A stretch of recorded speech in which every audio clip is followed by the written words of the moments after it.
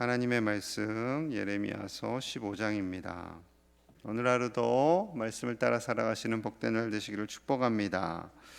하나님께서 오늘 이스라엘을 향해서 유다를 향해서 강력한 분노로 말씀하고 계심을 봅니다. 1절 제가 읽겠습니다. 여호와께서 내게 이르시되 모세와 사무엘이 내 앞에 섰다 할지라도 내 마음은 이 백성을 향할 수 없나니 그들을 내 앞에서 쫓아내보내라. 하나님께서 이스라엘을 향해 유다를 향해 지금 크게 분노하신 상황입니다.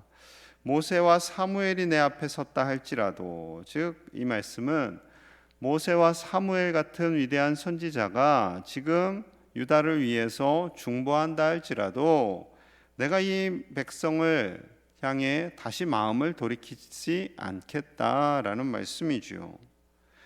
모세는 출애굽 과정 속에서 백성들이 계속해서 하나님을 원망하고 금송아지를 세우고 하나님을 등지고 다시 애굽으로 돌아가겠다고 떼를 썼습니다.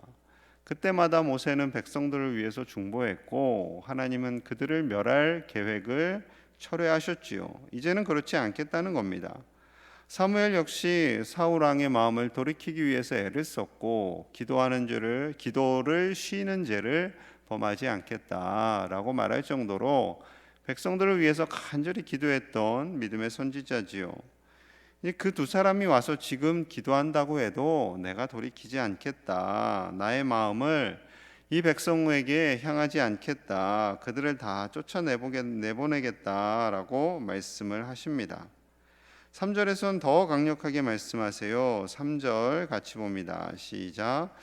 여호와의 말씀이니라 내가 그들을 네 가지로 멸하리니 곧 죽이는 칼과 찢기는 개와 삼켜 멸하는 공중의 새와 땅의 짐승으로 할 것이며, 네 가지로 벌을 하시는데 죽이는 칼, 이거는 전쟁을 의미하죠. 전쟁에 의해서 너희를 쓸어버리겠다, 무너뜨리겠다라는 겁니다.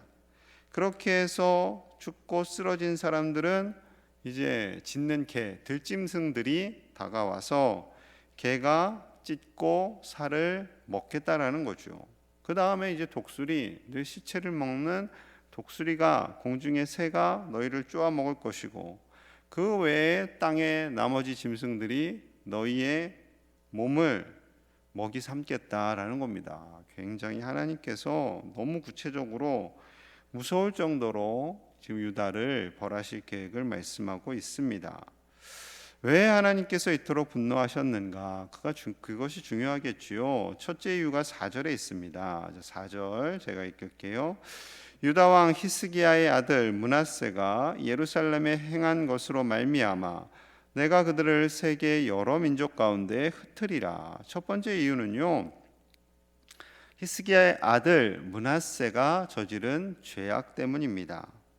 히스기야는 하나님을 경외했지요. 하나님을 경외해서 이방 종교 의식을 다 내버리고 다시 율법을 따라서, 하나님의 말씀을 따라서 예배를 회복시킨 종교개혁을 일으킨 사람으로 유명합니다. 그런데 안타깝게도 므낫세는 그의 아들임에도 불구하고 믿음이 제대로 전수가 안 됐어요. 하나님께서 세우신 왕의 역할을 온전히 감당하지 않고 수많은 이방 신상을 세우고요, 하나님의 집 성전 마당까지 이방 신상들의 제단을 세워서 하나님을 모욕하고 하나님의 이름을 더럽힌 대표적인 왕입니다.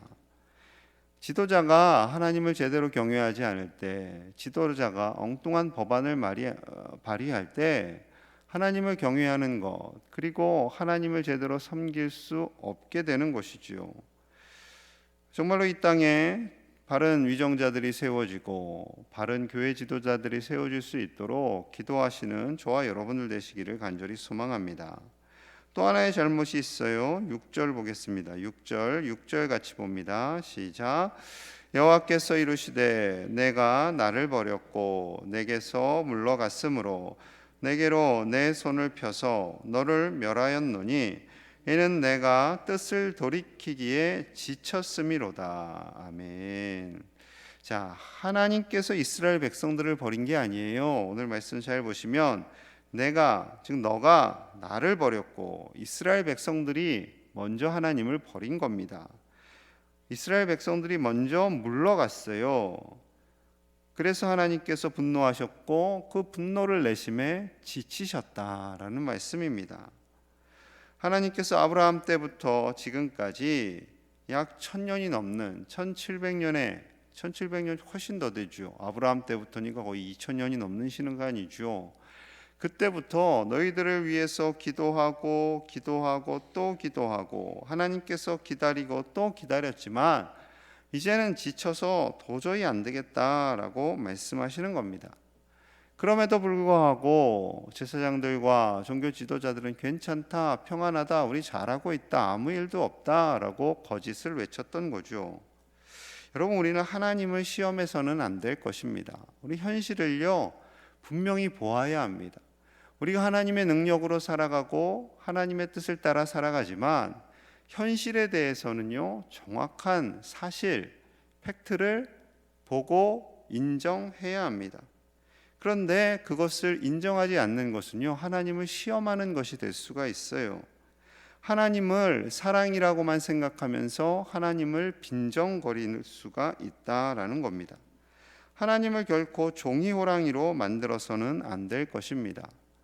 예전에 제가 노프뜰승을 교회에서 김동호 목사님과 함께 사역할 때는요 참 교인들이 무례한 교인들이 많았어요. 그 교회를 구성하고 있는 분들의 99%는 수평이동이었습니다.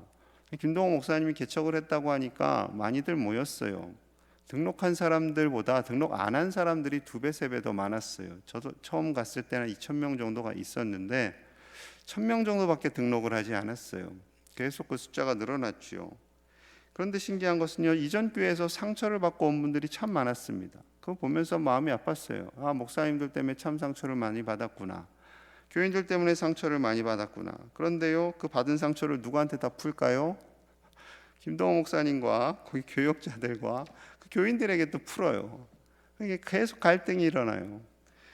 여러분, 종로에서 뺨 맞고 한강에서 화풀이 하면 안 되죠. 그래서 물론 이해는 합니다. 쌓인 분노가 얼마나 크면, 얼마나 교회에 대한 신뢰를 잃어버렸으면 교회를 옮기고 와서 정말 열심히 신앙생활 하기보다는 그 상처를 저렇게 드러내고 서로 공격하며 살아갈까 하는 아픔이 있습니다. 여러분, 하나님을 향해서도 동일합니다. 하나님을 향해서요 우리 안에 분노가 쌓일 수가 있어요. 그래서 하나님을 대적할 수도 있어요. 세상에서 속상하고 세상 사람들한테 상처받고 자신의 뜻대로 살다가 이래저래 힘드는데 원망은 하나님을 하는 거죠. 하나님, 왜 내 인생을 이렇게 힘들게 합니까? 왜 내 인생이 이렇습니까? 여러분, 하나님도요 그래서 하나님 안 믿을 겁니다. 이러면 어떻게 되겠어요? 그래서 하나님 떠날 겁니다. 하나님은 참 황당하실 것 같습니다. 여러분, 하나님을요 온전한 하나님으로 신뢰하실 수 있기를 간절히 소망합니다. 내 인생을 주관하시고 내 인생을 책임지시는 분은 오직 하나님이심을 가슴에 새기시고 진정 온전한 믿음으로 하나님만을 경외하며 살아가시는 저와 여러분들 되시기를 간절히 소망합니다. 자, 하나님도 이스라엘의 배신과 불순종으로 지치셨지만요 예레미야도 지치는 거예요. 자, 10절 말씀 제가 읽겠습니다. 내게 재앙이로다. 나의 하나님이 나의 어머니요, 어머니께서 나를 온 세계에 다투는 자와 싸우는 자를 만날 자로 낳으셨도다. 내가 꾸어주지도 아니하였고 사람이 내게 꾸이지도 아니하였건만은 다 나를 저주하는도다. 예레미야의 마음이에요. 어머니, 왜 저를 낳으셨어요? 온 세계 사람이, 그러니까 너무나 사람들이 많으니까, 자신을 공격하는 사람이 너무 많으니까 다투는 자와 싸우는 자, 저를 보면 사람들이 다 싸우자고 합니다. 저를 가만히 두지를 않습니다. 그런 표현이지요. 심지어 제가 뭐 돈을 꾼 것도 없어요. 꾸어 주지도 않았어요. 그런데 다 저를 저주합니다 라는 표현이죠. 얼마나 지쳤으면 이렇게 표현할까요? 하나님께서 도우신다는 걸 알지만 하나님의 말씀을 전하는 족족 그들이 반응하는데 부정적인 반응을 하는 거죠. 예레미야를 때리고 감옥에 가두고 공격하고 저주하고, 그러다 보니 예레미야도 지칠 수밖에 없습니다. 그럼 받은 믿음을 가지고 살아가면 살아갈수록요, 사람들과의 트러블이 생길 수밖에 없습니다. 왜 너만 그렇게 특별하게 믿냐? 왜 너만 별나게 믿냐? 안 믿는 사람들이 얘기하면 이해라도 하죠. 근데 믿는 사람들이 그렇게 얘기할 때는 큰 상처를 받게 됩니다. 이를 아시는 하나님께서 위로하세요. 자, 11절 같이 봅니다. 11절 시작.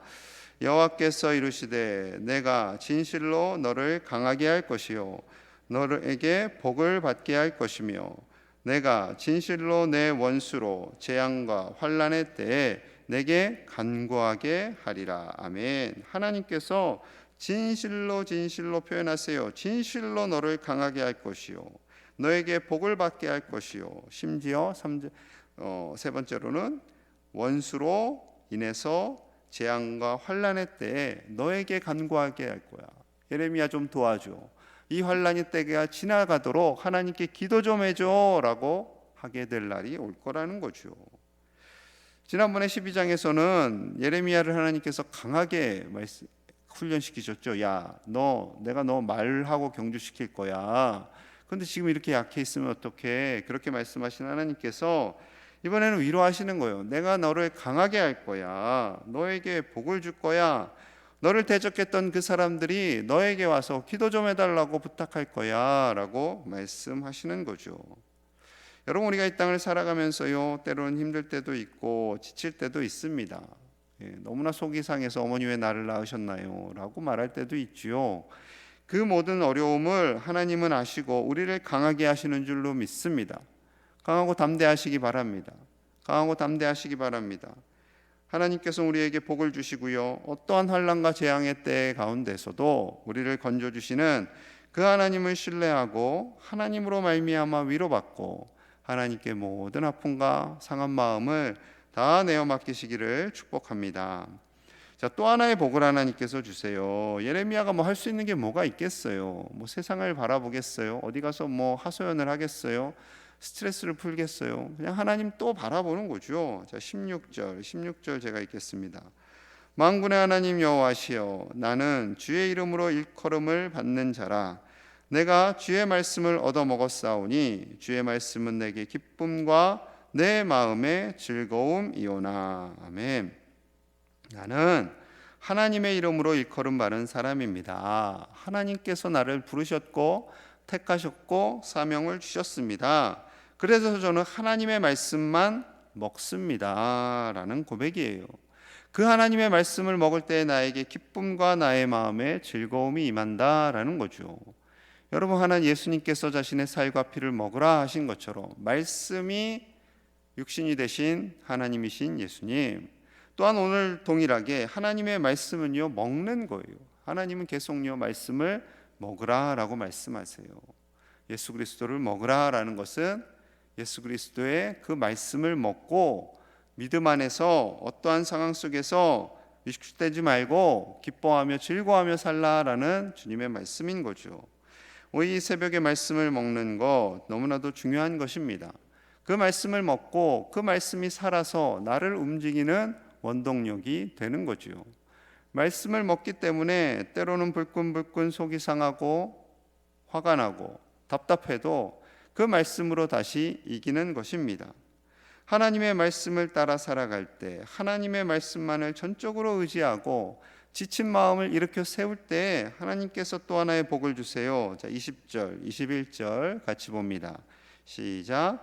내가 너로 이 백성 앞에 견고한 놋 성벽이 되게 하리니 그들이 너를 칠지라도 이기지 못할 것은 내가 너와 함께하여 너를 구하여 건짐이라 여호와의 말씀이니라. 내가 너를 악한 자의 손에서 건지며 무서운 자의 손에서 구원하리라. 아멘. 20절 21절 결국 같은 내용을 반복해서 말씀하시는 거죠. 하나님의 말씀을 먹는 자, 하나님의 말씀만을 먹고 그 말씀의 힘으로 살아가는 자, 그 말씀으로 인해 기뻐하는 자를 하나님께서 견고한 놋 성벽과 같이 지켜주시겠다라는 겁니다. 놋 성벽과 같이. 그들이 아무리 치어도 너를 이기지 못할 거야. 왜냐하면 내가 너를 건져줄 거야 라는 말씀이죠. 아무리 악한 자가 있고 아무리 무서운 자가 있다 할지라도 내가 너를 구원할 거야 라는 하나님의 말씀입니다. 세상이 아무리 커 보이고 두려워 보이고 우리에게 두려움과 낙심을 준다 할지라도 우리를 책임져 주시는 분은 하나님이신 줄로 믿습니다. 하나님께서 우리를 책임져 주시고요, 하나님께서 우리를 이기게 하십니다. 종종 그런 말 하죠. 저 사람은 사막에 떨어져도 살아날 사람이야. 우리 능력으로 사는 게 아니라 하나님께서 그러한 척박한 땅에서 건져주시고 이기게 하시고 구원하여 주심을 반드시 신뢰하시는 저와 여러분들 되시기를 소망합니다. 아무리 코로나19가 있고 경제에 어려움이 있다 할지라도 우리를 먹이시고 입히시는 분은 하나님이시기 때문에요, 당당하셔야 돼요. 당당하셔야 돼요. 우리 자녀들과 손주들이 직장에서 갑질을 당해도요, 당당하라고 말씀하세요. 우리를 먹이시는 분은 직장 상사가 아니에요. 그 회사의 사장님과 회장님이 아니에요. 갑질하는 사람들이 아니에요. 하나님이 먹이시고 하나님이 책임져 주시고 하나님께서 반드시 높여주실 줄로 믿습니다. 그 하나님만 신뢰하시도록 기도하시고 권면하시는 저와 여러분들 되시기를 간절히 축복합니다. 우리 함께 기도하겠습니다. 하나님께서 건져주심을 믿고 하나님만을 바라보며 믿음으로 나아가는 우리가 되게 하여 주시옵소서. 하나님의 말씀만을 의지하게 하여 주시옵소서. 때로는 지치고 때로는 두려움이 임한다 할지라도 우리를 강하게 하신 하나님만 의지하게 하여 주시옵소서. 하나님, 이 나라 이 민족 한국교회를 긍휼히 여겨주시고 떠나가지 마라 주시옵소서. 한국교회가 하나님을 등지지 않게 하여 주시옵소서. 우리 교회가 교만하지 않게 하여 주시옵소서. 오직 하나님만을 겸손히 섬기는 교회 되게 하여 주시옵소서. 그리고 오늘 하루를 살아가는 힘을 주시옵소서. 우리 자녀들에게, 우리 손주들에게, 우리 제1의 가족들에게 힘을 주시옵소서. 우리 함께 간절히 기도하겠습니다. 하나님 아버지 감사합니다. 하나님의 은혜로 살아갑니다. 어떠한 상황 속에서도 하나님만을 의지하며 나아갑니다. 아버지, 우리를 불쌍히 여겨주시옵소서. 우리 가운데 임재하여 주시옵소서. 우리를 다스려 주시옵소서. 우리를 강하게 하여 주시옵소서. 하나님 우리를 지치지 않도록 붙잡아 주시는 줄로 믿습니다. 어떠한 상황 속에서도 우리에게 힘을 주시고 지혜를 주시고 감당할 수 있는 능력을 더하여 주시옵소서.